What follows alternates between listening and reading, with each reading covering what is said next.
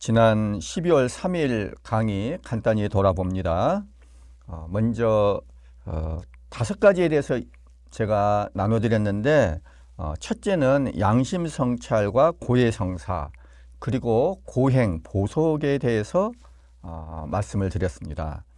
두 번째는 내 죄의 역사에 대해서 영신서령 56번, 57번에 나오는 것 그리고 에제키엘서 16장을 가지고 한번 묵상해 보도록 제가 권해드렸습니다. 세 번째는 피조물과 나 그리고 하느님과 나에 대해서 한번 묵상해 보도록. 그래서 나보다 더한 죄인이 있을까? 그런 진리로 나를 한번 초대해 보는 그런 시간을 가져봤습니다. 특별히 영신처럼 58, 59, 60번 그리고 루카복음 7장 36절에서 50절 죄 많은 여자와 바리사이 시몬에 대한 이야기죠. 또 루카복음 18장 9절에서 14절 바리사이와 세리의 기도에 대한 얘기고 마지막으로 요한복음 8장 2절부터 11절 가늠하다 잡힌 여자 이야기를 가지고 한번 묵상해 보기를 제가 권해드렸습니다. 그리고 네 번째는 이제 반복 기도를 계속 많이 해야 되는 게 중요하거든요. 그렇게 해서 우리의 기도, 죄의 묵상이 깊어질 수가 있습니다. 이 반복 기도라고 하는 것이 나의 내적 움직임이 큰 것들을 가지고서 그걸 요점으로 정한 다음에 거기에 대해서 다시 반복을 하는 것입니다. 이래서 제가 반복 기도 말씀을 드렸고, 그리고 이제 다섯 번째로 죽음 묵상 그리고 지옥 묵상. 지옥 묵상은 영신수련 65번에서 71번까지 나와 있죠. 이렇게 5가지에 대해서 지난 12월 3일 제가 여러분들한테 나눠드렸습니다. 그리고 또 죽음을 생각하라. 지옥 묵상, 지옥을 생각하라. 사말이라고 그러죠. 죽음, 심판, 천당, 지옥. 이 사말, 4가지 마지막을 생각하라.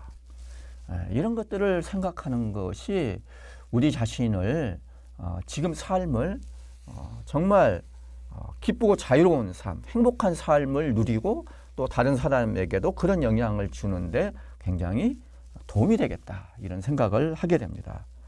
이게 이제 지난 강의와 지난 시간들을 돌아보면서 잠깐 이제 말씀을 드린 것이고, 오늘 강의는 이제 1주간, 첫째 주간이 끝나고 오늘부터 이제 둘째 주간으로 넘어갑니다. 그래서 둘째 주간으로 넘어가는 길목에서 도입 부분이라 그럴까요? 첫 시작을 어떻게 하는가? 그 2가지가 중요합니다. 그리스도의 왕국 관상과 그리고 강생 관상입니다. 그리스도 예수님이 강생하시는 그 줄거리를 관상하는 것. 이 2가지 오늘 주제가 되겠습니다. 그래서 첫째 주간을 우선 좀 돌아볼 필요가 있죠. 성찰이 참 중요하다고 그랬죠. 그래서 첫째 주간을 한번 한번 성찰해 보세요. 둘째 주간 넘어가기 전에 먼저 어떻게 성찰하는가? 양심 성찰하듯이 성찰하는 것입니다. 양심 성찰하는 방법 제가 말씀드렸죠. 지난번에. 그래서 그 지난 첫째 주간 동안은 나에게 어떤 것이었는지 한번 쭉 돌아봅니다. 하느님께서 첫째 주간 동안에 나에게 보여주신 것이 뭐였는가? 특별히 첫째 주간에 적합한 영의 식별규칙 그리고 양심 성찰 이런 것 참 중요하지요.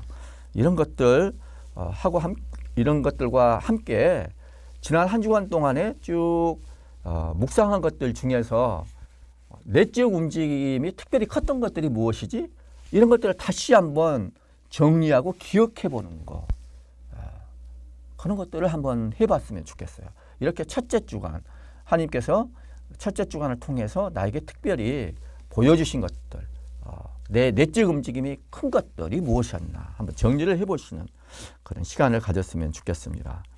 그리고 그와 함께 첫째 주간을 묵상을 하면서 지금까지 내 살아온 날들도 쭉 이렇게 정리가 될 수가 있어요. 지금까지의 삶을 쭉 돌아보는 그런 시간들을 다시 한번 정리를 해봤으면 좋겠어요. 대림식이니까 지난 1년간을 쭉 돌아보는 그런 시간을 가져도 참 좋겠다는 생각이 듭니다. 이렇게 첫 번째는 첫째 주간을 한번 돌아보면서 동시에 첫째 주간에 묵상했던 나의 삶 전체를 한번 돌아보는 시간을, 특별히 지난 1년을 한번 돌아보는 시간을 가졌으면 싶습니다. 그리고 이제 이것과 함께 이제 드디어 둘째 주간으로 건너갑니다. 첫째 주간에서 둘째 주간으로 넘어갑니다. 첫째 주간은 주로 나 자신을 돌아보는 시간이었다면 이제 둘째 주간은 예수님을 바라보는, 그것이 초점이 되는 시간이 되겠습니다. 이렇게 첫째 주간에서 둘째 주간으로 넘어가는데 특별히 먼저 도움이 될 수 있는 것이 바로 그리스도 왕국관상이라고 하겠습니다. 이 왕국관상, 그리스도 왕국관상을 짧게 줄여서 저는 그냥 왕국관상이라고 하겠습니다. 이 왕국관상은 제2의 원리학 기초라고도 해요. 그만큼 이 원리학 기초, 그리고 제2의 원리학 기초라고 할 수 있는 이 왕국관상은 영신수련 전체의 하나의 백그라운드, 배경을 이루고 있다, 이렇게 말할 수가 있습니다. 중요한 것이죠. 자, 원리학 기초하고 좀 연결될 수 있는 이야기인데, 먼저 이런 생각을 한번 해봅시다. 이 세상에 말이죠, 이유 없이 태어난 사람이 있을까요? 그리고 이유 없이 존재하는 사람이 있을까요? 누구나 다 옛날 그런 유명한 말이 있어요. 이유 없는 무덤 없다. 이런 얘기도 있지만은 이유 없이 존재하는 사람도 없습니다. 그러면 내 존재의 이유는 무엇일까? 내가 살아가야 할 이유를 안다는 것, 얼마나 중요한지 모르겠습니다. 내 삶의 이유, 이런 것들을 잃어버렸을 때 우리는 슬픔의 늪, 불행한 죄의 늪 속에 빠져서 허우적거리기가 쉽습니다. 소위 말해서 타락한 중년, 이런 게 돼버리는 거죠. 내 삶의 이유를 아는 것이 얼마나 중요한지요. 예. 그래서 이렇게 삶의 이유를 잊어버리고 잃어버리고 이런 슬픔의 늪, 이 불행한 죄의 늪 속에 빠져서 허우적거릴 때 우리 마음속 깊은 곳에서는 당연히 여기서 벗어나고 싶은 마음이 일어나는 것이죠. 벗어나고 싶은 것입니다. 그래서 정말 새롭게 기쁨을 누리면서 의욕적으로 살고 싶은, 자유롭게 살고 싶은 그런 마음이 누구나가 다 속에서 일어나는 것이죠. 그렇지만은 여러분들 이렇게 살면서 많이 느끼셨을 거예요. 살면 살수록 이 죄의 늪 속에 빠지기가 쉽다. 그런데 또 여러분들 아시죠? 막 혼자 힘으로 빠져나오려고 안간 힘을 다 쓰면 쓸수록 어떻게 보면은 오히려 그 죄의 늪 속에 내가 더 그 수렁같이 더 빠져버리기가 쉽다는 것이죠.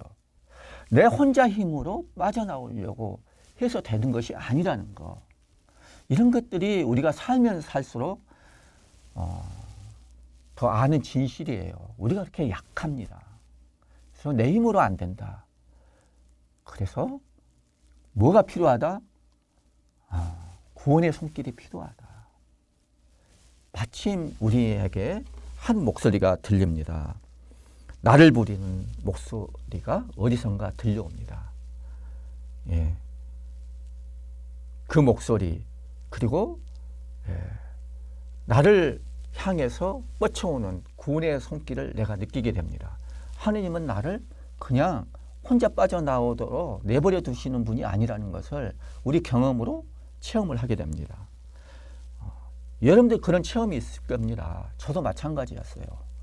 지금도 진행되고 있는 것이죠. 예, 그래서 어쩌면 이것이 바로 줄탁동시가 아닐까? 나도 새롭게 자유롭게 살고 싶어요. 내 삶의 이유를 찾고 싶은 거예요. 바로 예수님께서도 하느님께서도 그때 나를 내버려 두지 않고 구원의 손길을 내밀고 나를 부르시는 그런 목소리를 들려주십니다. 이게 바로 줄탁동시지요. 그래서 드디어 우리에게 새로운 삶의 지평이 열릴 수 있게 되는 것입니다. 예, 그리스도 왕국관상은 그래서 이런 배경에서 이렇게 시작이 되는 것입니다. 그리스도의 왕국관상, 이것은 이제 제2주간부터 마찬가지인데 상상력이라고 하는 것이 많이 활용이 됩니다. 상상력을 많이 사용하게 돼요. 우리가 묵상할 때는 기억력과 지성 또는 이해력과 그리고 의지력, 이 세 가지 정신기능을 많이 사용한다고 그랬죠. 그런데 이제부터는 거기에 더해서 상상력이라고 하는 굉장히 중요한 정신기능을 사용을 합니다. 이 상상력에 대해서는 나중에 제가 다음에 더 시간 있을 때 말씀을 드리겠습니다. 그래서 먼저 세상과 나 자신의 모습을 바라보고 그리고 내가 죄인이라는 이 엄연한 사실, 그렇지만은 내 혼자서는 이 죄에서 벗어날 수 없다는 더 엄연한 이 사실, 진실, 그래서 결국 나에게는 구세주가 그리스도가 필요하다는 이런 것들을 알게 되는 것, 이것이 첫째 주간의 결론인 것입니다. 첫째 주간을 제대로 했다면은 이런 것들을 우리는 알게 돼요. 그래서 이제 둘째 주간이 시작이 되는 것인데 바로 그때 그리스도께서 나를 부르신다는 겁니다. 나 자신이 죄인임에도 불구하고 그리스도께서 나를 친구로 부르시는 거예요. 아니, 나 자신이 죄인임에도 불구하고가 아니라 나 자신이 죄인이기 때문에 더욱더 그분이 나를 친구로 부르시는 겁니다. 이 부르심의 목소리를 듣는 것, 이것이 왕국관상의 이제 출발이겠습니다. 이제 관련해서 말씀드리고 싶은 것이 있는데, 그 예수회에서는 이제 총회라는 것을 열어요. 예수회 총회 많이 유명한 것입니다만은 이게 1974년도에 제32차 총회가 아주 유명합니다. 그때 무슨 얘기가 나오냐면은 예수회원이 된다는 것은 무엇인가? 예수회원으로서의 정체성을 정의를 하는 이런 얘기가 나오는데 그때 뭐라고 그러냐면은 예수의 되면 무엇을 뜻하는가? 그것은 자신이 죄인이면서 이나시오와 같이 예수의 벗으로 부름받았음을 인식하는 것이다. 이렇게 정의를 합니다. 근데 이거는 예수 회원에만 국한되는 것은 아니라는 생각이 들어요. 영신수련을 하는 사람이면 누구에게나 다 저는 통한다는 얘기를 들어요. 영신수련을 하는 사람, 그런 크리스찬은 누구인가? 바로 나 자신이 죄인이면서 동시에 이냐시오와 같이 예수의 벗으로 부름받았음을 인식하는 그런 것이죠. 네, 이것이 바로 왕국관상의 이제 첫 시작이라고 볼 수가 있습니다. 그래서 이제 첫째 주간에서 둘째 주간으로 넘어가는 그런 다리가 되는 것이 바로 이 왕국관상이라고 할 수 있겠는데, 영신수련 책 91번에서부터서 99번 혹시 책이 있는 분들은 그걸 많이 참고하시면 좋겠어요. 그래서 여기 보면은 91번에 이 세상 왕의 부르심이 영원한 왕의 일생을 관상하는데 도움을 준다. 그래서 이게 이제 왕국관상은 둘로 되어 있어요. 세상의 왕국관상하고 그리스도의 왕국관상, 이렇게 전반부 후반부로 나뉘어져 있어요. 그래서 92 92번, 93번, 94번 세 개의 요점은 이 세상 왕의 부르심에 대한 것이고, 그 다음에 이제 두 번째 부분은 95번, 96번, 97, 8번 이 세 개의 요점은 그리스도의 왕국 관상의 요점입니다. 먼저 이 91번에서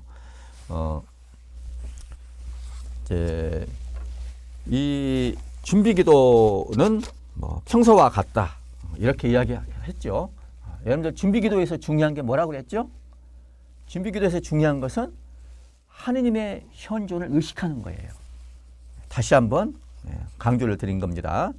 그래서 하느님의 현존을 의식하면서 그 현존 안에 한번 머무르는 거예요. 그러면서 하느님께서 나를 어떻게 바라보시는가, 얼마나 자유로운 눈으로 나를 바라보시는가, 그런 분에게 나 자신 한번 맡겨드리면서 이제 준비기도를 시작하는 것이죠.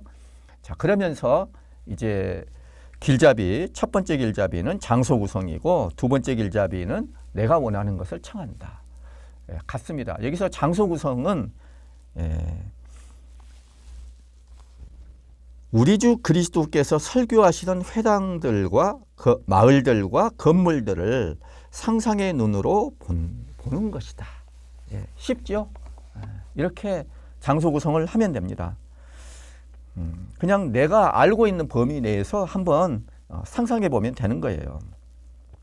그리고 이제 두 번째 길잡이는 내가 원하는 것을 청하는 것인데, 여기서는 우리 주님의 부르심에 귀머거리가 되지 않고 그분의 지극히 거룩한 뜻을 완수하기 위해 민첩하고 부지런하도록 은총을 구한다.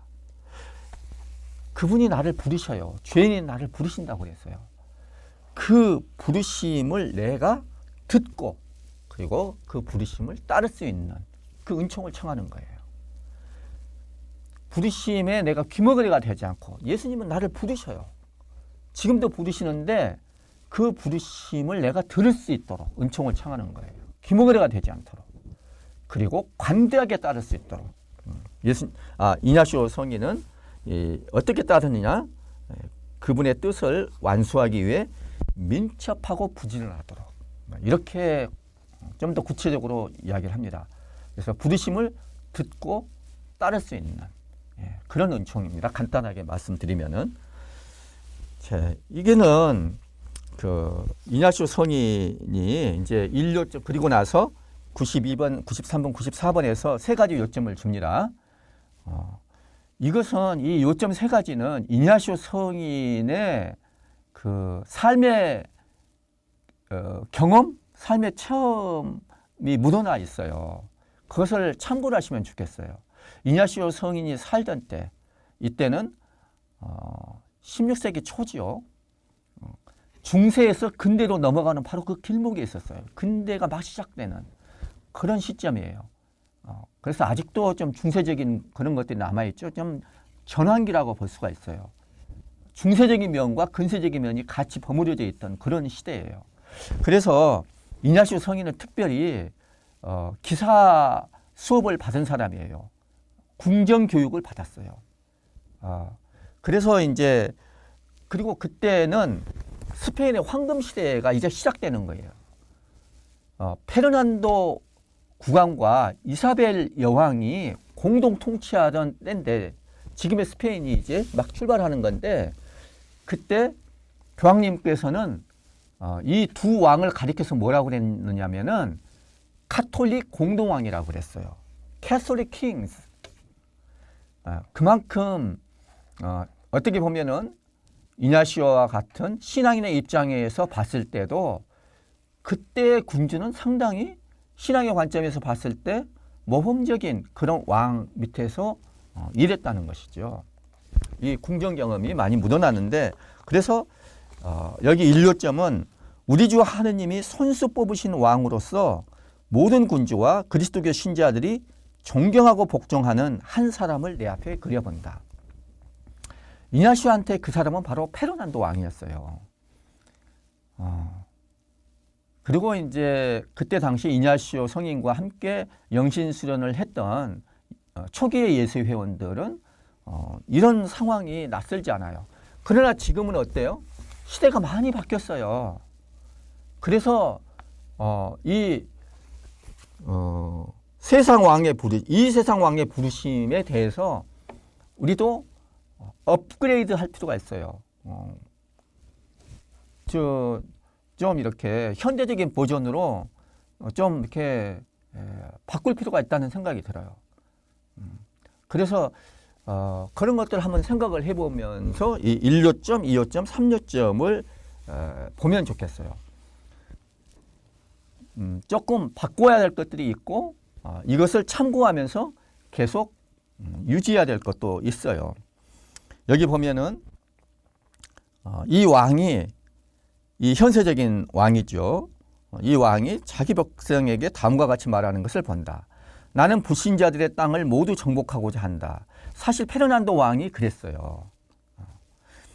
나와 뜻을 같이 하는 사람들은 나와 의식주를 똑같이 할 것이다. 또 낮에 일하고 밤에 파수를 서는 것도 나와 똑같이 해야 한다. 나와 함께 일한 사람들은 승리했을 때 나와 함께 한 몫을 차지하게 하겠다. 이렇게 이 왕이 자기 모든 백성에게 이렇게 말했다는 거예요. 이걸 한번 상상의 귀로 들어봐라 이거예요. 그리고 3요점은 올바른 신하들이라면 이처럼 관대하고 인정이 있는 왕에게 어떻게 응답해야 할지를 생각한다. 자, 1요점은 뭡니까?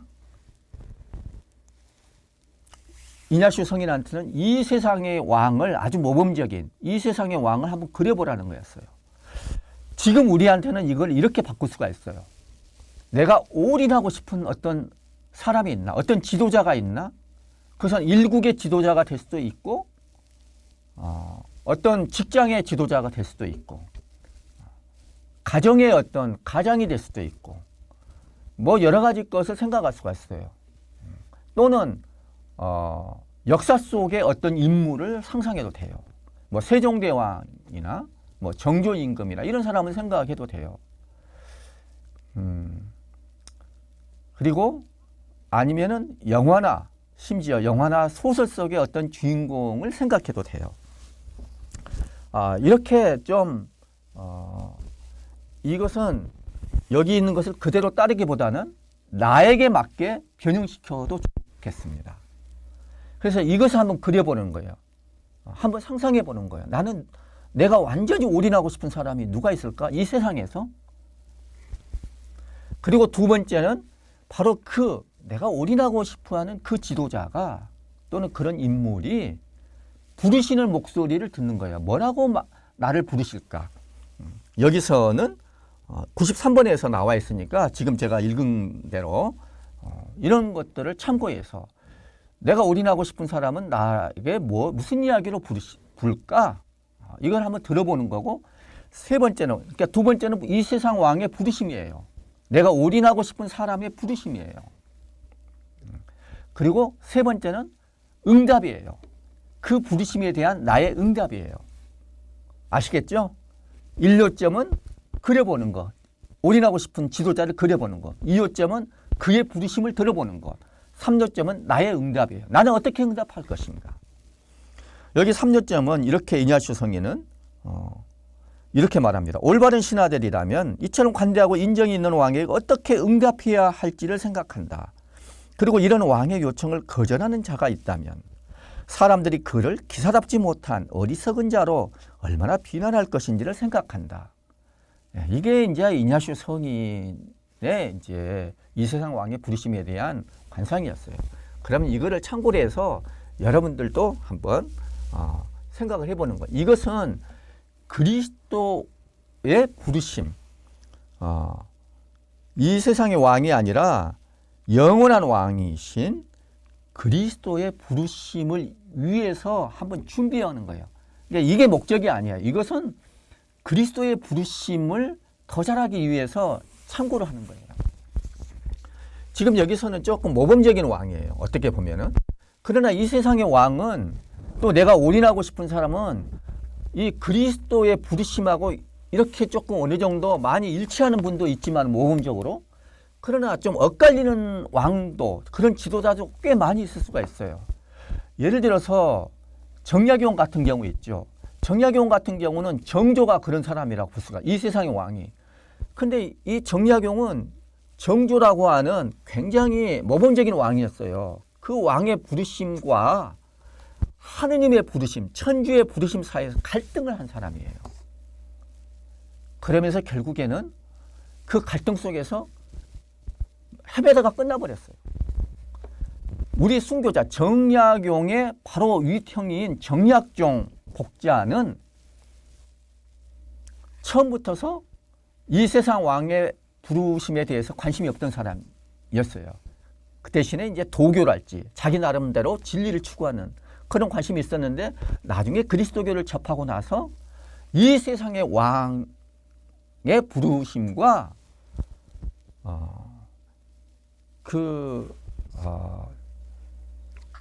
대임금이라고 그래요. 그러니까 그냥 이 현세의 왕이 아니라 큰 임금, 큰 어버이라고 해요. 그 왕의 큰 어버이, 큰 왕의 부르심의 내용이 서로 충돌했을 때 정약종 복자는 세상의 왕보다도 더 따라야 될 것이 큰 임금의 부르심이다. 네, 이렇게 결정을 했어요. 그래서 이 세상 왕의 부르심은 다양한 버전으로 생각했어요. 내가 올인하고 싶은 사람도 그리스도의 부르심을 못 미치는 정도가 아니라 좀 이렇게 거스르는 것이 될 수가 있어요. 그런 것들에 대해서 다양하게 여러분들이 한번 관상을 해봐도 좋겠습니다.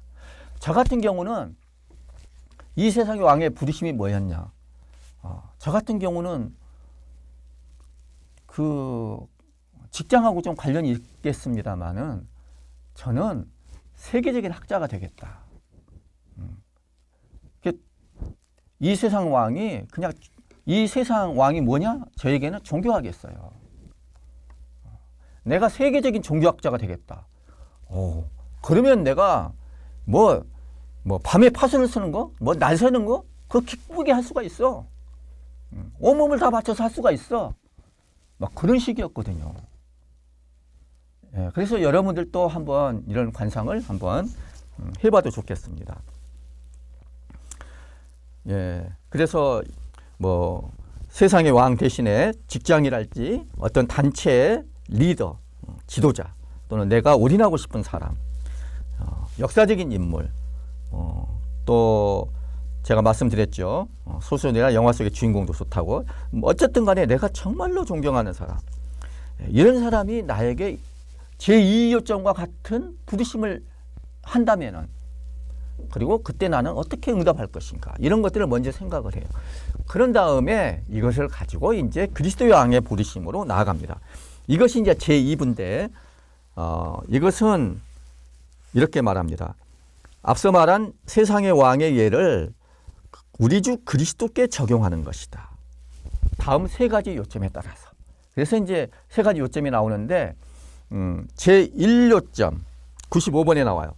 91번은 뭐냐면 육하 원칙을 생각하면 돼요. 부르심. 누가 누구를 부르시나?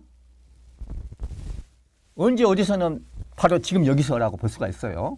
언제 어디서는 좀 빼고, 누가 부르시나? 이 세상의 왕이 아니라 영원한 왕이신 우리 주 그리스도께서 나를 부르신다. 나를 누구를 부르시나? 바로 나를. 내가 누군가? 나는 죄인이에요. 아무것도 아닌 나를 영원한 왕이신 그분이 부르신다는 거예요. 그런 걸 한번 상상해 보라는 거예요. 자, 누가 누구를 부른다 하면은 왜 부르시나? 무엇 때문에, 뭘 위해서 부르시나가 나오겠죠. 그래서 1요점에 그런 게 다 나와요. 1요점, 세상의 왕이 자기 부하들을 소집하는 것을 생각하면 영원한 왕이신 우리 주 그리스도께서 부르신다는 거예요. 누가 부르시나? 영원한 왕이신 우리 주 그리스도께서 부르신다. 누구를 부르시나? 온 세상 모든 사람 앞에서 그들을 한 사람씩 따로따로 불러서 나를 부르신다는 거예요. 온 세상 앞에서 나를 인격적으로 부르신다는 거예요. 뭉뚱그려서 여럿 중에 한 사람으로 부른 게 아니에요. 특별히 나를 부르신다. 그리고 왜 부르시나가 그 다음에 나와요. 이제 부르심의 메시지가 이렇게 나오죠. 불러서 다음과 같이 말하는 것은 얼마나 더 마땅한 일인가 하면서, 자, 무엇 때문에 부르시나? 나는 온 세상과 모든 원수를 정복하여 내 아버지의 영광 안에 들어가려고 한다. 바로 이것이 부르심의 목적이에요. 온 세상과 모든 원수를 정복하여 내 아버지의 영광 안에 들어가려고 나를 부르시는 거예요. 이걸 잘 생각을 해봐야 돼요. 온 세상을 정복하고 모든 원수를 정복한다. 예, 이것은 뭘까요? 옛날에 교리서에 3구라고 있어요. 세 가지 원수. 육신, 세상, 마귀예요. 바로 그걸 정복해야 된다는 거예요. 이 세상은 하느님이 만드신 그런 세상이 되지를 못하고 많이 이렇게 파괴되어 버렸어요. 하느님하고 동떨어진 그런 세상을 정복한다는 거예요. 그래서 이 무질서한 세상을 질서 있게 행복한 세상으로 정복해서 그렇게 해야 되겠죠. 그리고 모든 원수를 정복하는 거예요. 모든 원수가 뭡니까? 모든 원수는 특별히 사탄이라고 했어요. 악의 세력. 나 자신도 포함해 모든 우상들.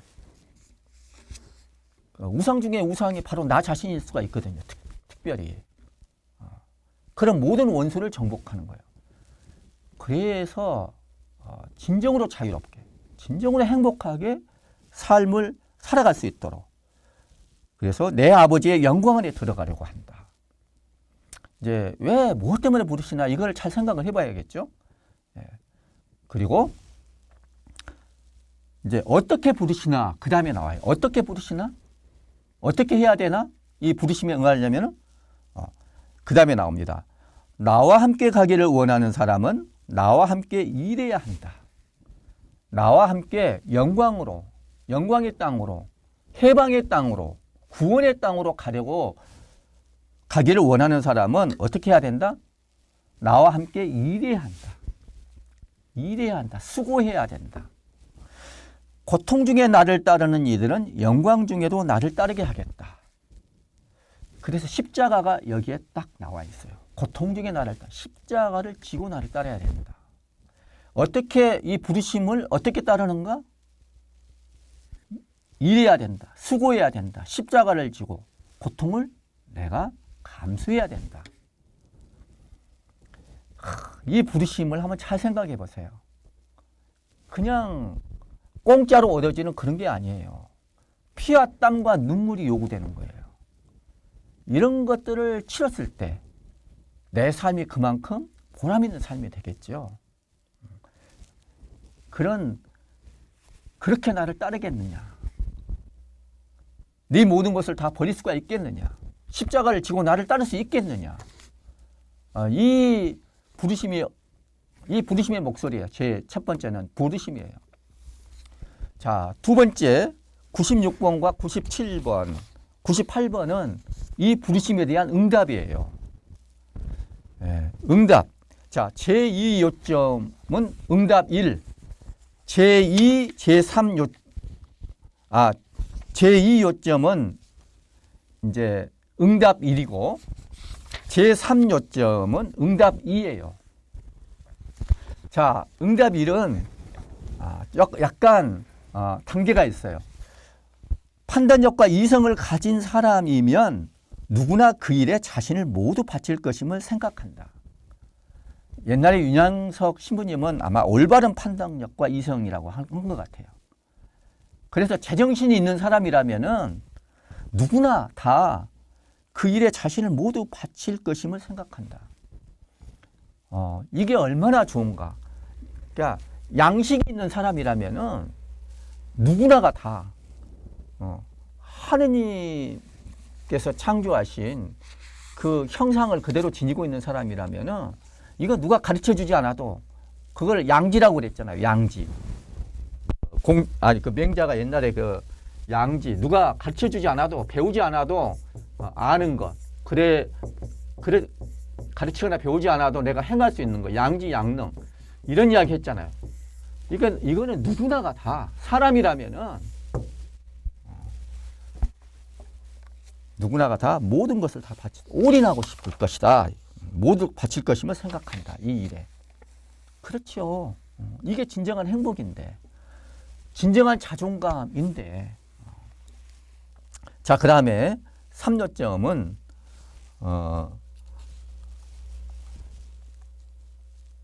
영원한 왕이신 온 세상의 주님께 대한 모든 봉사에서 더욱 헌신적이고 탁월하기를 원하는 사람들은, 그러니까 1요점은 바로 2요점은 뭐예요? 응답 2요점의 응답 1이죠. 이건 이제 응답 2인데 응답 1은 모든 사람이 다예요. 그냥 판단력과 이성을 가진 사람이라면은 누구나가 다 올인할 것을 생각한다. 근데 그런 사람 중에서도 여기서는 주님께 대한 봉사에서 더욱 헌신적이고 탁월하기를 원하는 사람들은 이렇게 이야기를 해요.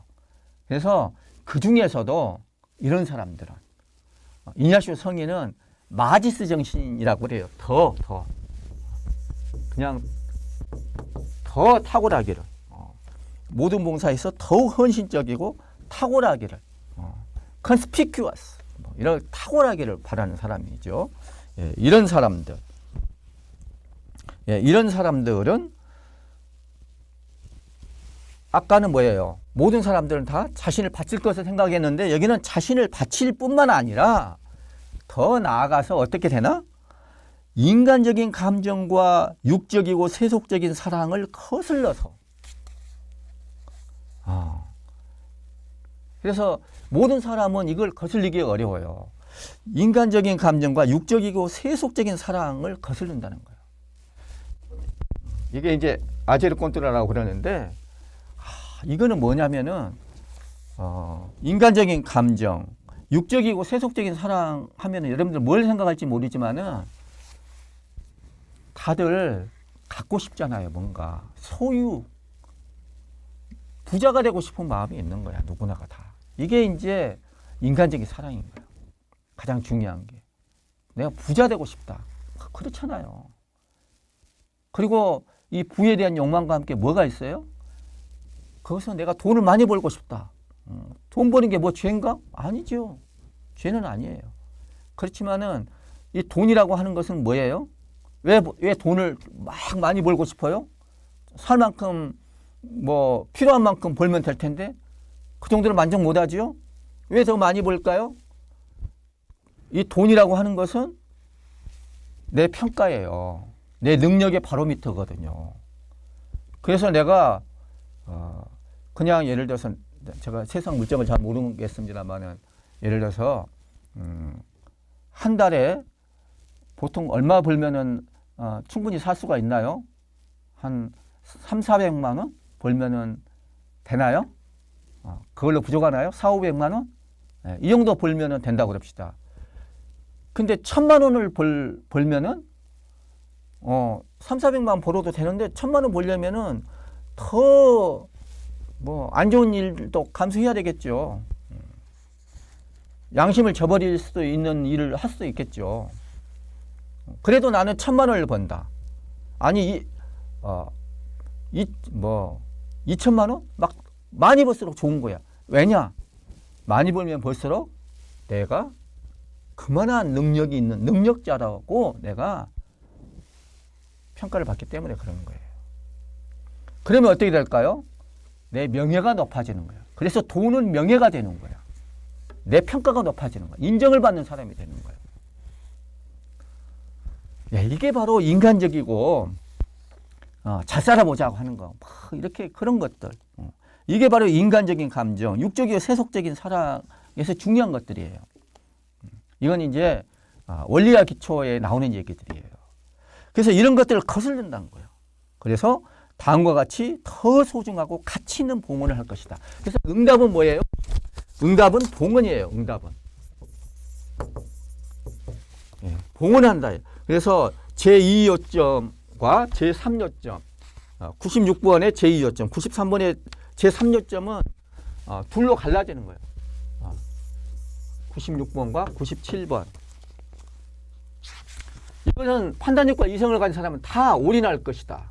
이것은 올인할 뿐만 아니라 나의 사역 편정을 거슬러서 다음과 같이 봉헌할 것이다 하고, 이 봉헌이 뭐냐? 꼭 우리 수도 허허문 같아. 그런 거 비슷한 느낌이에요. 그래서 98번에 이런 이야기가 나와요. 오늘의 영원하신 주님, 당신의 은혜와 도우심으로 참으로 선하신 당신과 영예로운 당신의 어머니와 천상의 모든 성인 성녀 앞에서 저를 바치옵니다. 오직 당신께 더 큰 봉사와 참여가 되도록. 이게 바로 아까 말한 이제 나오는데, 인간적인 감정과 육적이고 세속적인 사랑을 거스르는 얘기가 바로 나와요. 뭐예요? 온갖 모욕과 비난을 감수하고 모든 정신적 실제적 가난에 이르기까지 당신을 본받기를 원하고 바라며 이를 신중히 결정하였사오니 부디 저를 이런 생활과 신분으로 선택하여 주시고 받아주시옵소서. 이런 봉헌을 할 것이라는 거예요. 그래서 좀 더 이거는 약간 수도 생활하는 사람을 염두에 두고 나온 거라고 볼 수가 있어요. 예. 그러나 여러분들한테 맞게 봉헌하면 돼요. 그래서 이것이 이제 이주관에 들어가기 앞서서 나를 완전히 바치겠다. 적어도 이 정도는 해야 된다. 그리고 가능하면은 나의 그런 인간적인 감정들, 뭐 인지상정이죠. 이런 것들까지도 나는 거슬러서 사람들이 나를 비난하고 오해하고 뭐 그래도 오케이. 나는 나의 양심에 따라서 하느님이 나를 이렇게 하기를 원하시면 나 이렇게 확신을 갖기 때문에 나 이렇게 바치겠다. 이런 마음으로 하는 것입니다. 예, 이것이 이제 왕국 관상이에요.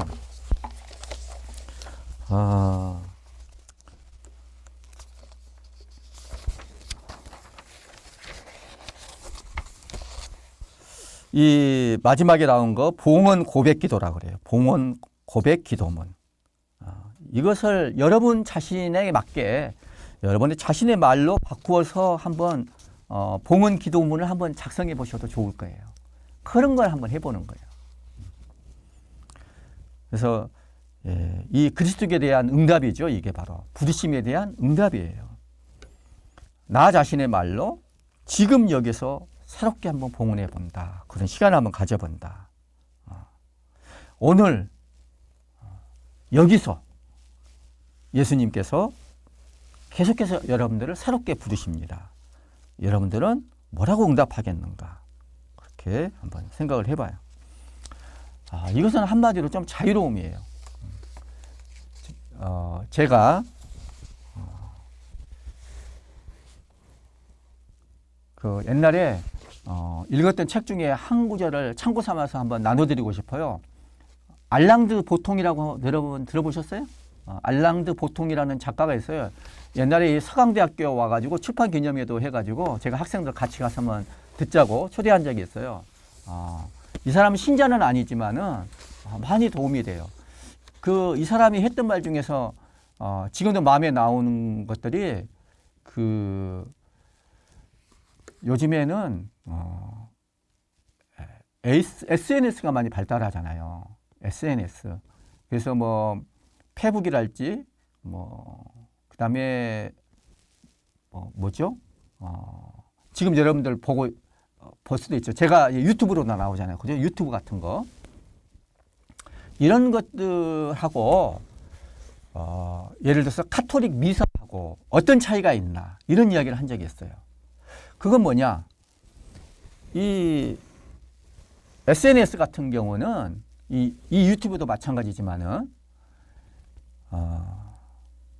확증 편향을 심화시킬 수가 있는 거예요. 한마디로 내가 보고 싶은 것을 보고 싶은 사람끼리 같이 몰리는 거예요. 끼리끼리 노는 거예요. 이게 SNS가 이런 것들을 이렇게 부추긴다고 볼 수가 있어요. 그러면은 지금 세상이 많이 갈라져 버렸잖아요. 극단에서 극단으로, 극우에서 극자로 그냥 양쪽으로 쫙 갈라져 버렸어요. 옛날보다도 더욱더. 이게 저는 SNS 영향도 크다고 생각을 해요. 미사는 뭐가 다르나? 우리가 카톨릭이잖아요. 보편적이잖아요. 그러니까 다양한 사람들이 함께 모여 있는 거야. 함께 모여서 한 곳을 바라보게 하는 거예요. 그래서 내 취향에 맞지 않는 사람 다 같이 형제자매로 하느님 안에서 하나가 되는 거예요. 그래서 이 미사는 카톨릭적인 거예요. 그냥 사람들 취향에 따르지 않아요. 뭐 극자도 좋고 극우도 좋아요. 어떤 사람이면 되는 거예요. 동양인도 좋고 서양인도 좋고 옛날 사람도 지금 사람도 좋고 이 미사는 똑같은 거예요. 보편적인 그런 가치를 향해서 사람들을 모으는 거예요. SNS는 뭐예요? 보편성하고는 갈라져 버리는 거예요. 이게 그냥 특수성, 특별한 취향, 특별한 지향, 특별한 정치의식, 뭐 특별한 관심사, 여기로 사람을 자꾸 갈라지게 만들어 놓은 거예요. 그래서 그런 것들을 좀 알고, 저는 옛날에 어떤 일본 작가가 쓴 책에서 이렇게 인상 깊게 남은 것이 뭐냐면은, 책을 읽다가 무릎을 탁 치고 싶을 때 정신 차려라. 왜냐? 그 사람의 편향된 것과 나의 편향된 것이 딱 맞았을 때 무릎을 치고 싶은 것은 아닌가 생각하라, 이런 거예요. 그래서 이제 책을 읽거나 여러분들 뭐 유튜브를 볼 때도 마찬가지겠습니다만은 많은 사람들이 막 이렇게 따라간다고 해서 막 부안해동하면 안 돼요. 비판적인 정신을 가지고 이게 정말 하느님이 바라시는 건가? 이게 정말로 보편적인 가치가 있는 건가? 이런 생각을 자꾸 해야 돼요. 이 알랑드 보통이 철학의 위안이라는 책에서 이런 이야기를 합니다. 18세기 말에 자크 루이 다비드가 그린 소크라테스의 죽음이라는 그림, 여러분들 많이 봤을 거예요. 이 그림을 보면서 통렬한 자기 반성을 한다. 다비드의 그림이 나에게 그처럼 강렬하게 다가왔던 것은 아마 그림이 묘사하고 있는 행위가 나 자신의 행위와는 너무나 대조적이었기 때문일 것이다. 다른 사람과 대화할 때 내가 가장 중시하는 것은 진실을 밝히는 것보다는 상대방의 호감을 사는 것이다. 다른 사람을 즐겁게 하려는 욕망에 휘둘려 나는 우습지도 않은 농담에 크게 웃기도 하고 낯선 사람과 함께 있을 때 돈 많은 손님을 맞는 호텔 수위처럼 노예 같은 태도를 취한다. 이것은 호의를 얻으려는 무분별한 욕망에서 비롯된 행동이다. 나는 대다수 사람들이 신봉하는 관념에 대해 공개적으로 의문을 품지 않았다. 나는 권력을 쥔 인물의 동의를 추구했으며 그들과 만난 후에는 그들이 나를 어떤 존재로 받아들일지 노심초사했다. 세관을 통과하거나 경찰 순찰차와 나란히 차를 달릴 때면 내 마음 밑바닥에는 어느새 제복을 입은 저 공무원이 나에게 호감을 가져주었으면 좋으련만 하는 바람이 자리 잡았다. 그러나 소크라테스는 자신이 대중에게서 인기를 끌지 못하고 있다는 사실은 물론 국가의 유죄 판결 앞에서도 조금도 흐트러지지 않았다. 그는 다른 사람들이 자신을 향해서 비난을 퍼붓는다는 이유로 자신의 사상을 포기하지 않았다. 우리에게 중요한 것은 양심이에요. 양심의 소리, 하느님의 소리, 하느님의 부르심, 이런 거예요. 그래서 이게 바로 내적인 자유죠. 저는 그래서 순교라고 하는 것이 내적 자유의 표현이라고 생각을 해요. 이런 것들 왕국 관상할 때 조금 참고가 될까 싶어서 한번 나눠드렸습니다. 자, 이제 이냐시오 관상기도 방법이 이제 제2주간부터서는 묵상이 아니라 이냐시오 관상기도 방법으로 기도합니다. 그래서 관상은 묵상하고 어떻게 다른가? 관상기도는 어떻게 하는가? 이런 말씀을 좀 드리고 싶어요. 이냐시오 성인은 101번부터서 109번까지 강생관상을 소개하면서 이것을 예로 하면서 관상을 어떻게 하는 것인가도 같이 우리에게 소개해 주고 있어요. 자, 그래서 제2주간으로 이제 둘째 주간으로 이제 우리가 들어갑니다. 이것은 예수님과 같이 다니면서 이제 새롭게 나를 형성하는 거라고 볼 수가 있어요. 첫째 주간이 충분하지 않죠. 충분하지 않은 채로 둘째 주간으로 들어가는 겁니다. 근데 첫째 주간에서 우리는 뭘 느꼈나? 나 자신이 죄인이라는 거. 내가 자유롭지 못하다는 거. 내가 자유로우려고 하면 할수록 내가 나의 죄의 늪에서 벗어나고 하려면 할수록 내가 그 죄의 수렁 속으로 더 빠져나가고 내가 더 자유롭지 못하게 된다는 것을 많이 실감하는 것이 우리 삶의 경험이고 첫째 주간을 묵상을 잘했다면 이런 것들을 더 잘 알게 되는 것입니다. 하느님이 우리를 사랑하듯이 우리가 서로를 사랑하나? 그렇게 못하죠. 우리는 사랑하지 못한, 사랑의 한계가 많은 그런 죄입니다. 너 자신을 알라, 그 말은 너 자신의 한계를 알라, 이 말이래요. 그 한계가 바로 죄예요. 하느님이 사랑하듯이 내가 사랑할 수 없는 그 한계가 나의 죄인 거예요. 여기서 우리가 빠져나올 수가 없어요. 요한일서 4장 20절에 이런 이야기가 나옵니다. 자기 형제를 사랑하지 않는 사람이 보이지 않는 하느님을 사랑할 수는 없습니다. 바로 앞에 요한일서 4장 18절에 이렇게 나옵니다. 사랑에는 두려움이 없습니다. 완전한 사랑은 두려움을 몰아냅니다. 두려움은 벌과 관련되기 때문입니다. 두려워하는 이는 아직 자기의 사랑을 완성하지 못한 사람입니다. 여러분들 두려움 없나요? 여러분들 마음 안에 얼마나 두려움이 많습니까? 저도 마찬가지죠. 남이 나를 어떻게 생각할까? 이런 게 두려운 거예요.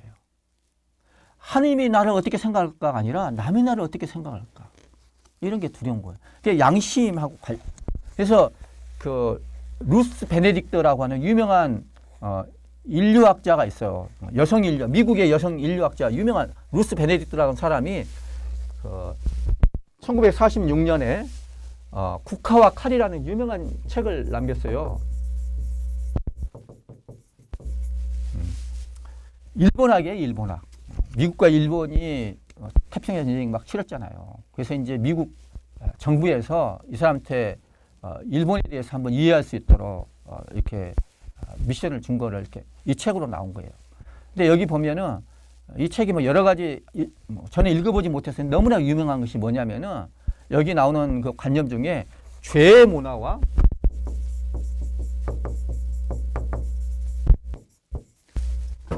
부끄러움의 문화,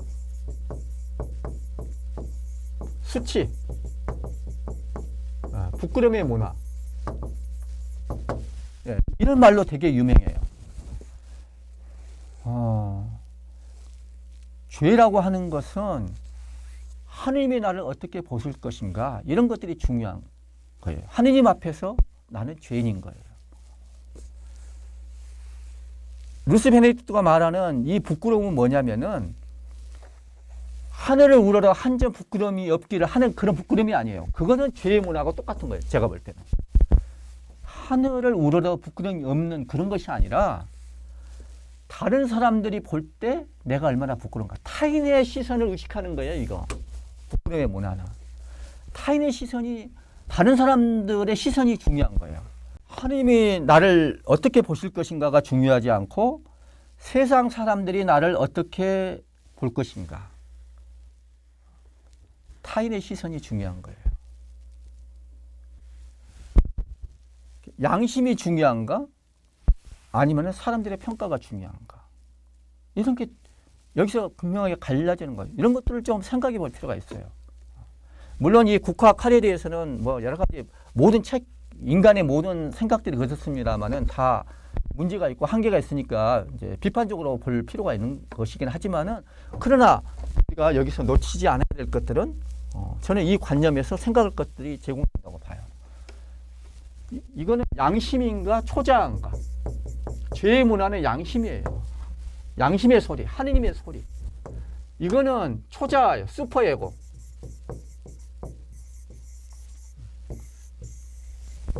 나에게 중요한 타인, 어려서부터 부모.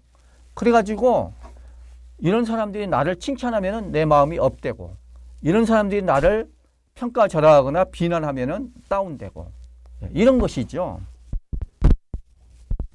그래서 이게 바로 제1주간에서 우리가 이제 생각을 해봐. 그러니까 자꾸 두려운 거야. 다른 사람들이 나를 어떻게 볼 것인가. 이런 게 중요한 거예요. 그리고 다른 계층, 다른 민족, 다른 종교인들을 두려워하고, 죽음을 두려워하고, 이렇게 두려움이 많아요. 이건 사랑을 완성하지 못하는 것이죠. 그래서 이런 상태로는 우리가 하느님 나라에 들어가기는 어렵다. 그렇지만 불가능하지는 않다. 어떻게? 은총으로 가능하다. 하느님에게는 불가능이 없다. 하느님의 은총으로 우리는 가능하다. 그러면 그 은총은 무엇인가? 자, 이게 제2주간부터 이 구원의 손길이 그리스도께서 강생하심으로써 시작이 되는 거예요. 그래서 내가 우리에게 중요한 건 뭔가? 그리스도께 매력을 느끼는 거예요. 그분이 얼마나 좋으신지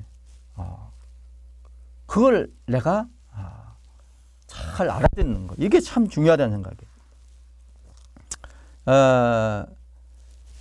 누구를 좋아하느냐. 이게 참 중요하다는 생각이에요. 나쁜 사람을 좋아한다. 뭐 나쁜 남자 컴플렉스 뭐 그런 말 있잖아요. 이게 참 문제인 거예요. 불량식품을 좋아해. 마약을 좋아해. 이게 문제인 거야. 뭘 좋아하는가. 뭘 싫어하는가. 이게 참 중요하다는 생각이 들어요. 내가 하느님을 좋아한다면 그런 마음이 우리한테 있어요. 하느님을 이렇게 갈망하는 마음이 우리한테 있어요. 이게 은총인 거예요. 이 갈망하는 마음. 이런 것들을 주십사 우리가 청해야 돼요. 좋은 사람을 좋아할 수 있도록, 나쁜 사람을 싫어할 수 있도록. 좋은 사람 중에 최고로 좋은 사람 예수님이시죠. 하느님을 좋아하는 거, 하느님을 가장 닮은 사람, 예수님께 대한 매력을 느끼는 거. 우리가 매력을 느끼게 되면 어떻게 되나요? 알고 싶어져요. 여러분들 그 알고 싶어요라고 하는 노래 아시요? 이선희가 불렀던 양인자라고 하는 분이 작사한 알고 싶어요. 달 밝은 밤에 그대는, 그런 노래 있잖아요. 누구를 생각하세요? 잠이 들면 그대는 무슨 꿈 꾸시나요? 이런 노래 있잖아요. 깊은 밤에 홀로 깨어 눈물 흘린 적 없나요? 때로는 일기장에 내 얘기도 쓰시나요? 나를 만나 행복했나요? 나의 사랑을 믿나요? 그대 생각하다 보면 모든 게 궁금해요. 이런 마음이 생기는 거예요. 누군가 좋아하면 이렇게 되는 거예요. 하루 중에서 내 생각 얼만큼 많이 하나요? 내가 정말 그대의 마음에 드시나요? 참새처럼 떠들어도 여전히 귀여운가요?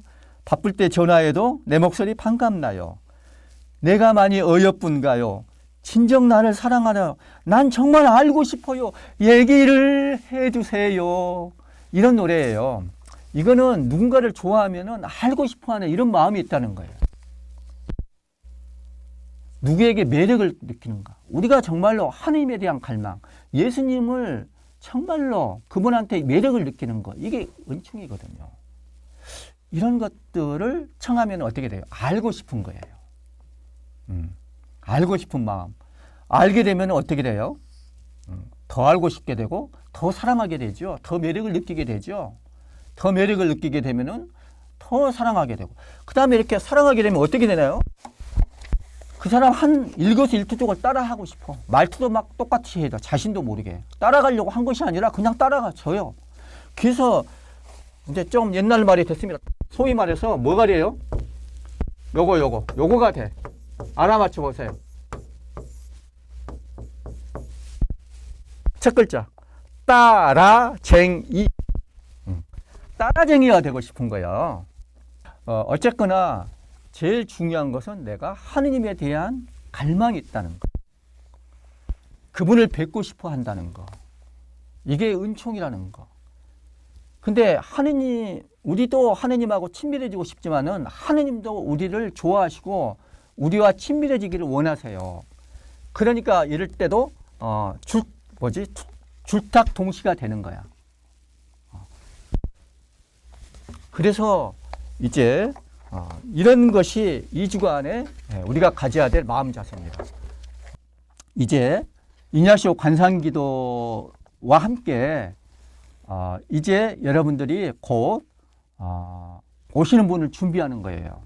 그래서 강생 관상이 참 이 시기에 맞는 것 같아요. 대림은 그분을 기다리는 시기니까 이제 강생 관상을 함께 하기로 하겠습니다. 자, 관상기도 방법을 소개해 드리면서 강생 관상도 함께 소개해 드리겠습니다.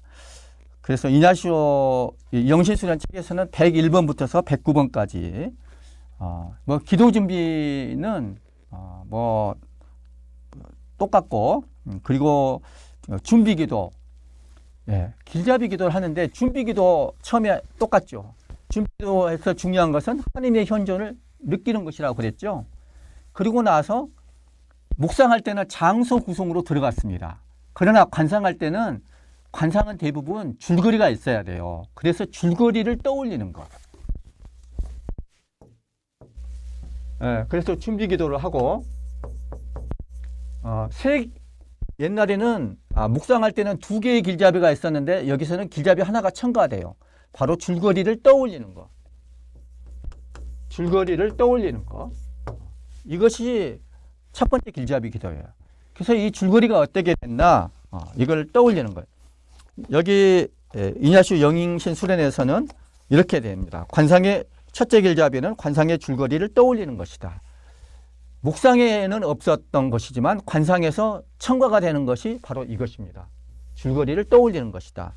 여기서는 제가 강생관상을 하는데 해당 성경은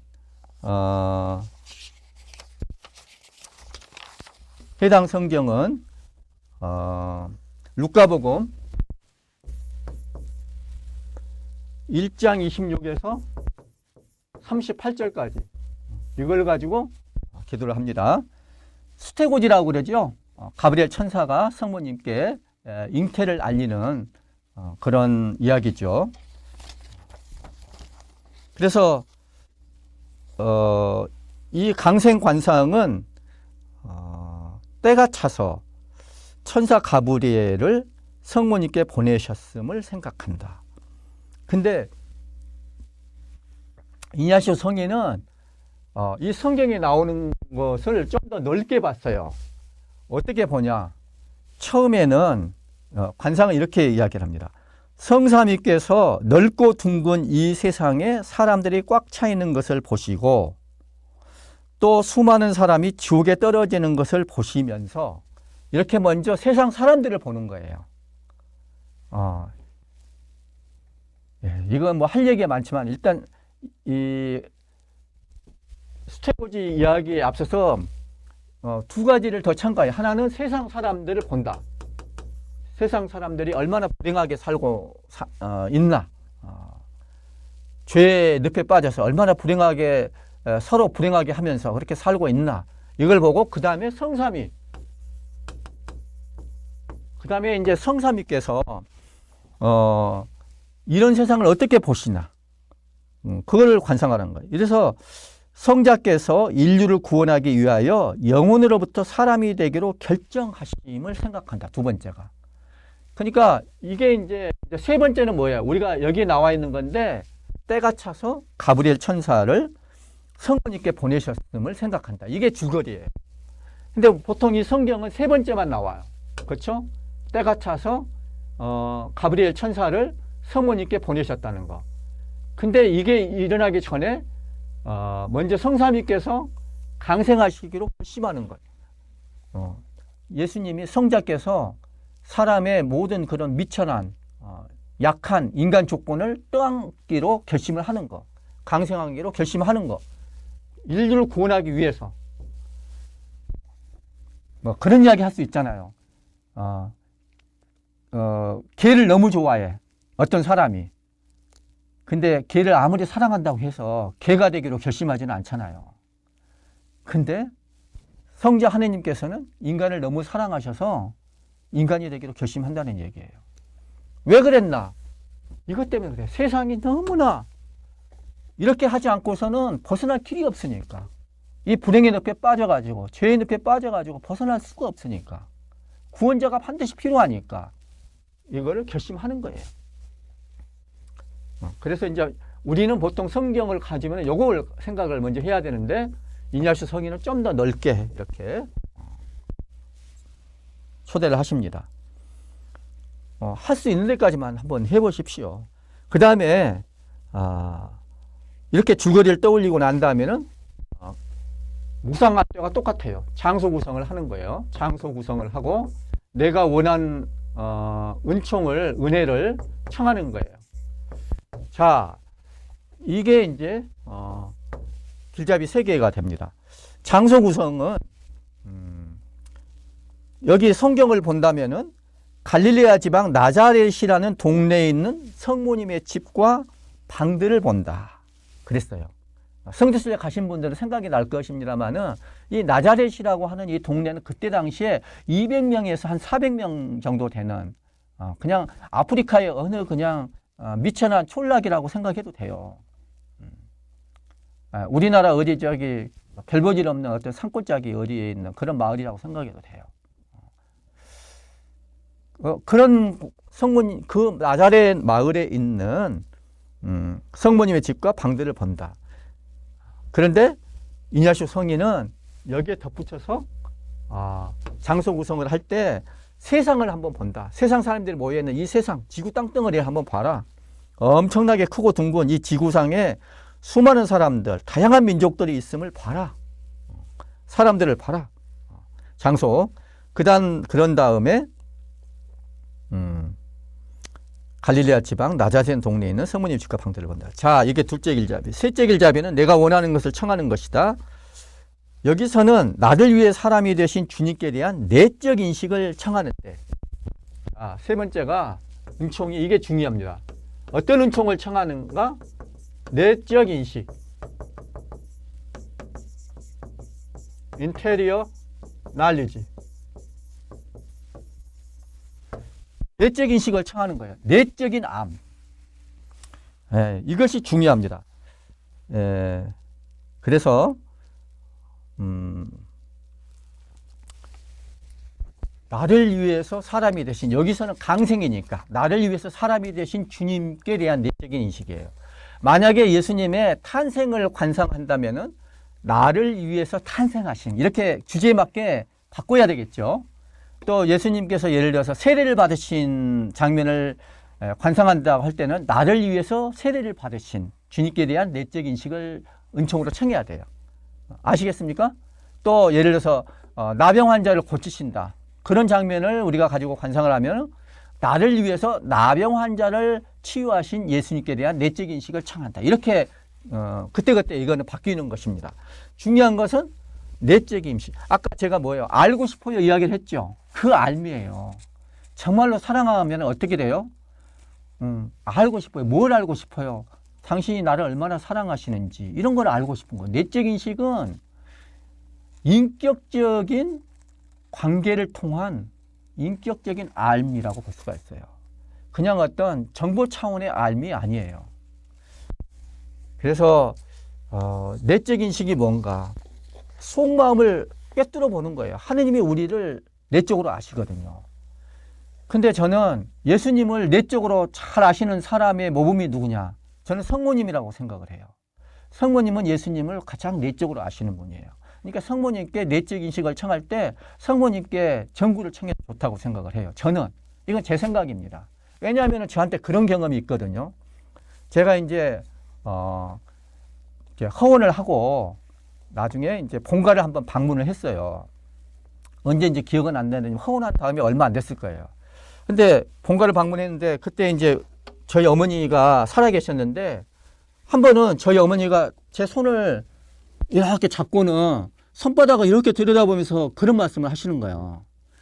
내가 너를 모를 줄 아느냐. 내가 네 속을 다 안다. 갑자기 그런 말씀 하시는 거예요. 그러면서 이 손바닥에 못자국이 박혀 있는 거 내가 안다. 이런 말씀을 하시는 거예요. 저는 그 말씀을 잊을 수가 없어요. 어머니는 나를 잘 아시죠. 이게 내적인 알매예요. 여기 뭐 못자국 내적으로 아는 거예요. 외적으로는 안 보여. 근데 우리 어머니는 내적으로 보는 거야. 이게 있다는 거를. 그리고 이제 우리 어머니가 하신 말씀 중에 저놈은 장가 가가지고 지 마누라가 바뀌어져도 모를 놈이야. 이런 말씀을 하셔요. 저를 잘 알고 있는 거예요. 생긴 것은 요시같이 생겼는데 하는 짓을 보면 소야 소. 저대로 막 그런 말씀을 하셔요. 어머니는 저를 잘 아셔요. 왜냐? 어려서부터서 제 어려서부터 성장 과정을 다 봤기 때문에 저를 잘 아시는 거예요. 성모님도 예수님을 잘 아셔요. 내적으로 잘 아시는 거예요. 인격적인 관계가 깊어야지 내적으로 더 알 수가 있죠. 내적으로 알면 알수록 우리가 어떻게 될까요? 이 사람을 정말로 어떤 사람인지를 아니까 예수님 같은 경우에는 더 그 매력에 내가 빠지지 않을 수가 없어요. 그래서 내적 인식을 은총으로 청한다. 그래야 내가 예수님께 대해서 제대로 매력을 느낄 수가 있고 예수님을 제대로 내가 깊이 사랑할 수가 있게 되는 거예요.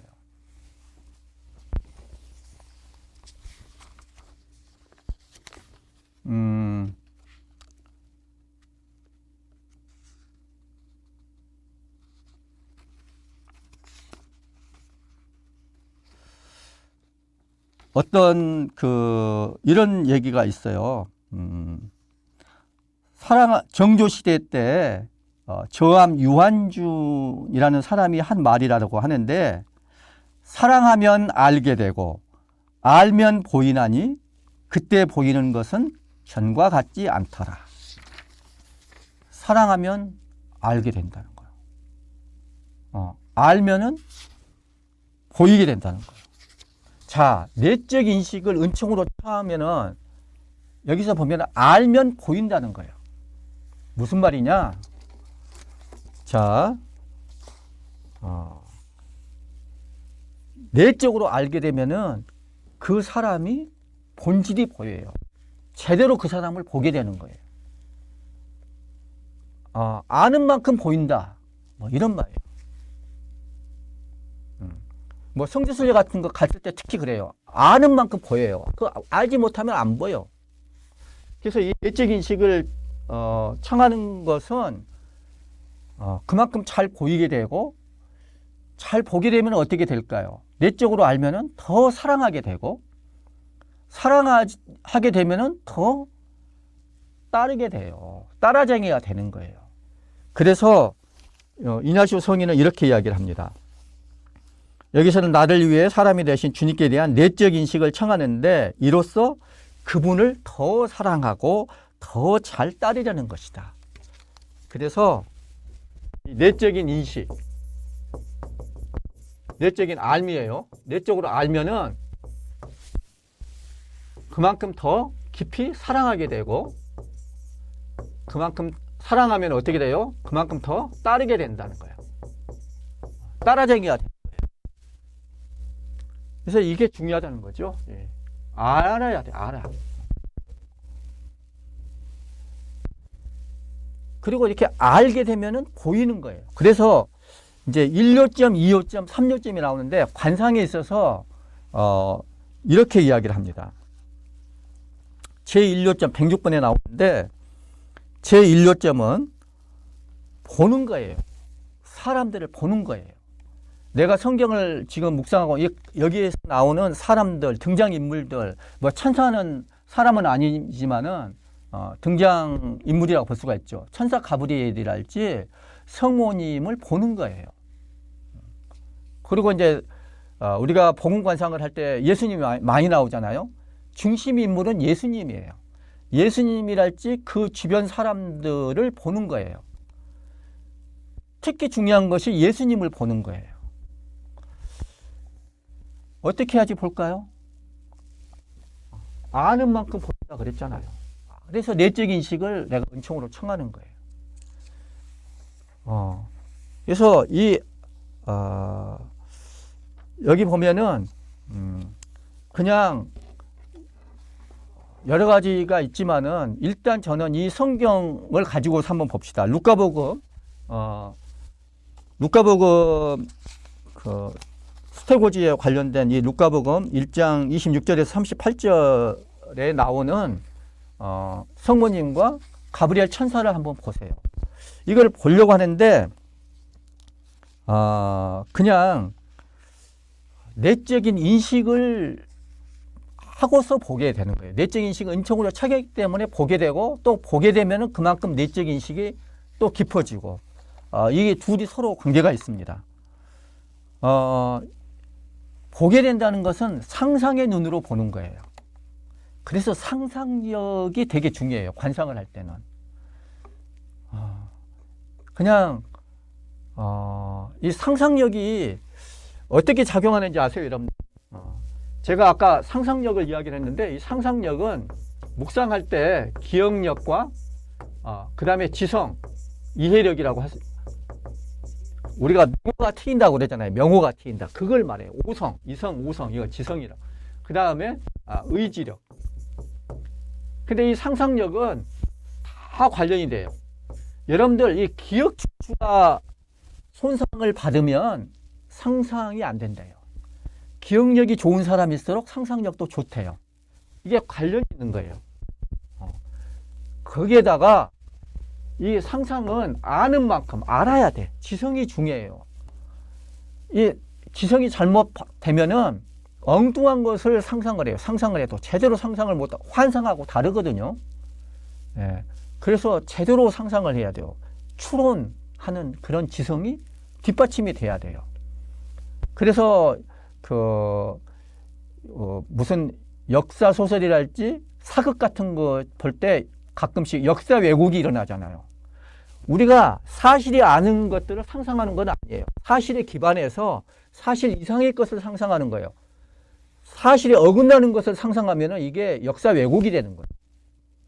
그래서 그거는 이 지성이 뒷받침되어야 돼요. 성경에 나오는 거, 역사 기록에 나온 거 가지고는 부족하잖아요. 실제로 2000여 년 전에 실제로 어떻게 성모님께서 천사 가브리엘의 메시지를 들었는가. 여기 성경에 나오는 것들을 가지고서 상상력을 발휘해 가지고 그 목소리가 어땠을까. 이런 것들을 생각을 해야 돼요. 그리고 상상력은 이 의지력과 관련이 돼요. 욕망하고도 관련해요. 욕망, 의지력, 욕망. 이런 거 있잖아요. 상상 임신. 상상 임신이라는 거 있잖아요. 너무 임신하고 싶은 욕망이 강하면은 그 의지가 강하면은 그냥 임신도 안 됐는데 임신한 것처럼 상상으로 느껴버린대요. 그런 얘기 들었지요. 그래서 이거하고 관련이 돼요. 그래서 이 상상력은 저는 인간 정신 기능의 총체라고 생각을 해요. 그만큼 중요한 것이 상상력이에요. 그래서 이냐슈 성인은 이것을 이것과 관련해 가지고 이 중요한 상상력을 성화시키는 거예요. 이 관상을 통해 가지고. 그래서 여러분들이 상상의 눈으로 한번 바라보세요. 성모님 그리고 천사 가브리엘을 이렇게 바라보는 거예요. 이냐슈 성인은 그 전에 세상 사람들도 한번 눈으로 보고 또 성삼위 또 상상의 눈으로 한번 보라. 이런 이야기를 하고 계세요. 그러나 중요한 것은 우리는 이제 루카복음 1장 26에서 38절에 나오는 이것을 더 중심으로 한번 먼저 시작을 했으면 좋겠어요. 루카복음 보고 성모님과 가브리엘 천사를 상상의 눈으로 한번 보세요. 그 다음에 두 번째는 제1요점은 등장인물들을 상상의 눈으로 본다. 그 다음에 이제 2요점은 뭐냐면은 이 사람들이, 이 등장인물들이 말하는 것을 상상의 귀로 듣는다. 또는 이냐시오 성인은 이렇게 이야기를 합니다. 말함직한 것도. 그래서 그 인물을 볼 때는 내적 인식과 관련되잖아요. 내적으로 아는 만큼 보인다 그러잖아요. 그러면은 이게 여러분들의 기억력과도 관련된다고. 여러분의 경험하고도 관련이 돼요. 성모님이랄지 가브리엘 천사를 어떻게 상상할까? 여러분들의 경험하고 관련이 돼요. 저는 이 관상을 눈 뜨고 꾸는 꿈이라고 생각을 해요. 저는 옛날에 실제로 꿈에서 천사를 본 적이 있어요. 그러니까 천사를 보라 하면 저 같은 경우는 그 천사를 생각하지 않을 수가 없어. 그냥 떠오르게 되는 것이죠. 내 기억에. 그리고 성모님을 생각한다? 성모님을 상상한다? 그러면 여러분의, 어쩌면 여러분의 어머니랄지 여러분들한테 너무나 좋은 그런 것이 떠오를 거예요. 이거 괜찮아요. 사실에 기반을 해야 되지만은 그 사실은 사실 너머의 어떤 진실을 우리가 가리키고 있어요. 내 경험과 믹스가 되는 거예요. 그래서 저는 관상은 하나의 강생적인 기도다. 이렇게 생각을 해요. 여러분들의 역사 속에 강생하게 되는 거예요. 지금 그런 이야기를 하려면 한이 없으니까 일단 한번 상상의 눈으로 한번 보시기 바랍니다. 인물들을 보고 그 다음에 그 사람들이 말하는 거. 상상을 할 때 이 인물을 볼 때는 그 표정을 보세요. 그 마음, 심정이 어떤 건가를 여러분들이 알아요. 그 가브리엘 천사랄지 성모님의 그 마음을 생각을 하면서 그 인물이 떠오를 수가 있어. 그래서 내적인 알미 그 마음을 여러분들이 아는 만큼 그 인물의 마음을 아니까 그 표정이 보이게 돼. 그 인물이 보이게 되고. 그 다음에 이 말도 뭐가 중요하냐. 말하는 내용도 중요하지만은 그 말할 때 그 마음을 보는 거예요. 그러니까 어떤 말투가 될까? 그 억양이 어떨까? 목소리가 얼마나 높고 얼마나 낮고 얼마나 다정하고 그런 목소리. 사랑에 넘치는 그런 목소리. 이런 감정이 묻어나는 그런 말의 억양이랄지 이런 것들을 보는 거예요. 말투가 중요한 거예요. 그래서 그런 걸 듣는 거예요. 말을 듣는다고 할 때. 사람을 본다고 할 때도 표정. 말을 듣는다고 할 때도 그 메시지 이상으로 말투. 이런 걸 듣는 거예요. 그 다음에 이제 세 번째는 일하는 거. 이런 등장인물들이 어떻게 행동하고 어떻게 일하는가를 또 보는 거예요. 이게 이제 세 가지 요점입니다. 관상에 있어서. 그래서 가브리엘 천사가 성모님한테 무슨 말씀을 하시는지, 성모님은 가브리엘 천사한테 뭐라고 말하는지, 그때 말투는 어떨지. 성모님은 뭐죠? 나자렛 갈릴리아 말투겠죠? 우리나라 치면은 약간 어떤 사투리겠죠? 수도권 말투는 아닐 거예요. 그런 거 한번 상상을 해보시는 거예요. 말투가 어떨까? 이 천사를 뵙고 어떤 마음이 묻어나는 말투일까? 이런 걸 한번 들어보는 거예요, 실제로. 그리고 그들이 일하는 것을 본다. 그거를 한번 이렇게 보시면 좋아요. 그래서 여기서는 천사는 사절의 임무를 하고 있고 성모님은 이를 황송하게 여기며 삼위 하느님께 감사드리는 그런 모습을 보라. 예. 근데 이냐시오 성인은 이 관상을 할 때 항상 보라. 인물들의 모습을 보라. 특히 표정을 보라. 인물들이 말하는 것을 들어라. 특히 그 말투가 어떤지를 들어라. 인물들이 일하는 것을 봐라. 특히 어떤 방식으로. 그 마음에서 다 우러나오는 것이니까 이게 이제 내적 인식과 다 관련되는 거예요. 그 일을 어떻게 하는지 그걸 보라. 자, 이거 그렇게 한 다음에 항상 무슨 말씀을 하냐면은 이런 것들을 성찰하라고 해요. 성찰하면서 유익한 것을 얻어라. 보고 난 다음에 성찰하고 나를 성찰하는 거예요. 내 삶과 관련을 지어보는 거. 그러면서 유익한 점들을 얻어라. 이렇게 이야기를 하고 있습니다.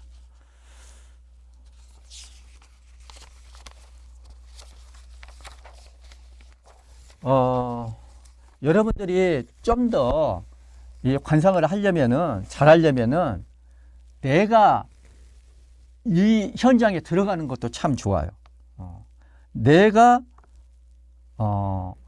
가브리엘 천사가 있고 성문이 있으면은 내가 등장인물이 되는 거예요, 거기에. 그래서 거기에 나오는 가브리엘 천사와 성모님을 보는 거예요. 상상의 눈으로 보고. 또 그들이 말하는 것, 그들이 말할지도 모르는 것, 이런 말투나 억양이나 음색 등을 상상의 귀로 듣는 거예요. 그리고 잘 안 될 거예요. 첫술에 배부르나요? 해보려고 해도 처음에 안 돼요. 안 되는 걸 안 되는 건 되게 하라. 그러지 마세요. 되게 할 필요가 없어요. 그냥 안 되면 안 되는 대로 좀 기다리면 되는 거예요. 내가 뭘 그림을 그리려고 하는 게 아니라 하느님이 내 안에서 그림을 그리시도록 좀 기다리면서 놔두는 것. 이게 되게 중요해요. 자꾸 이 장면을 떠올리는 거예요. 요점이라고 그랬죠. 여기서는 이제 묵상할 때 요점하고는 좀 다를 수가 있는데, 성경에 나오는 장면을 이렇게 딱 한 세 세트로 이렇게 나눠서 볼 수가 있죠. 1막, 2막, 3막 이렇게 해가지고 거기서 나오는 그 성경 구절의 핵심 것들을 자꾸 되뇌이면 되는 거예요. 그러면서 딱 떠오를 때까지 좀 기다리면 돼요. 요점을 거듭 읽으면서 계속 되뇌이면서 조금 기다려 주세요. 계속.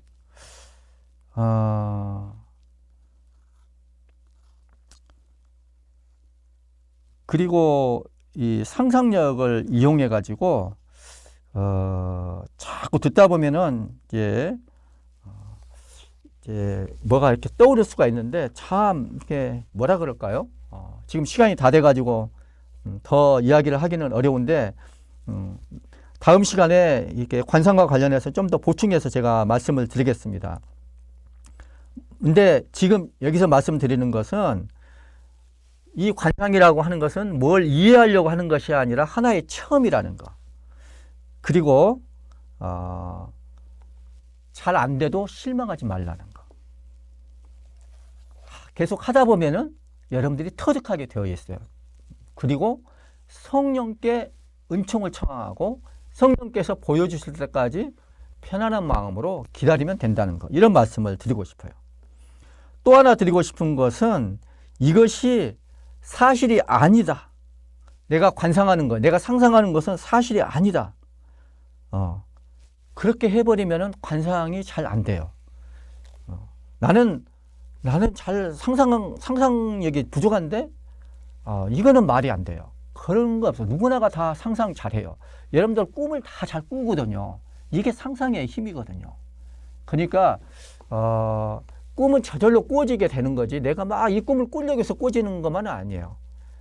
그래서 그런 것들을 좀 생각을 하시면 좋겠고, 또 뭐냐면은 역사의 진리만 있는 게 아니라 신비의 진리도 있다는 거.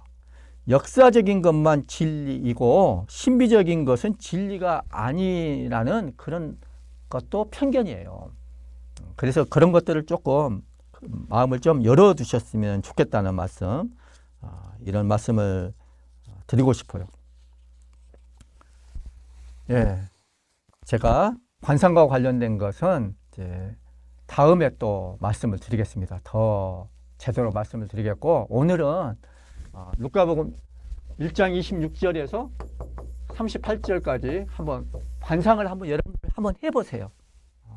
안 되면 그냥 안 되는 대로 좀 놔두시고, 그리고 담화, 성모님과 한번 담화를 하시면 좋겠고, 그리고 이제 주님의 기도로 이제 마치면 되겠습니다. 오늘 좀 시간이 많이 됐는데 그동안 수고 많으셨고, 성탄 준비 잘 되셔가지고 모두 기쁜 성탄 맞을 준비 잘 하시기를 빌겠습니다.